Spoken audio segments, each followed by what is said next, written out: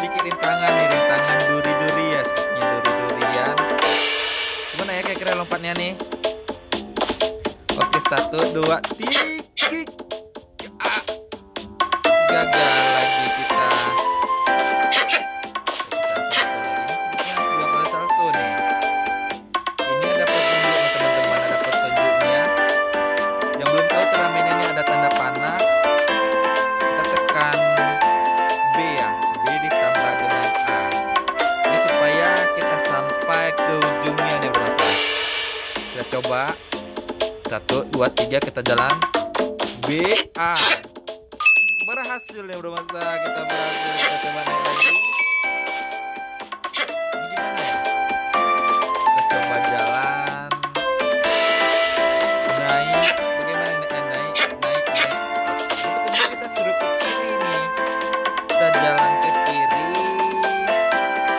Nah, ini kira airnya gimana ya? Tenggelam nggak kita nih? Tapi ini ada petunjuk kita harus menekan joystick pada bagian B. Kalau B apa ya? Oh, berarti kita menyelam nih. Nah, lalu kita tekan A lagi nih. Nah, buat teman-teman bisa dicoba di rumah. Kayak kita ini belum ada teman nih, belum ada teman. Kira-kira kemana ya tujuannya? Ini ada 2 nih, ke atas. Tapi kita coba jalan sana, mungkin ada sesuatu yang baru ya. Kita coba. Hey Beren, kalau Anda saya berhasil menyembunyikan ketika lembat tiba di sini. Anda beruang. Wah, mereka tidak menangkap. Oke. Namanya Sika ya. Sika, ini macam nama kakak aku juga namanya. Apa sih kata Siska ini? Saya pikir kita harus bekerjasama untuk membebaskan teman-teman kita. Berarti ini kita misinya nih menyelamatkan teman-teman yang bermasalah. Aku bisa memberikan beberapa saran kepada teman. Oke, nih. Sebenarnya aku melihat lebah mengambil beruang untuk tampil film. Oke.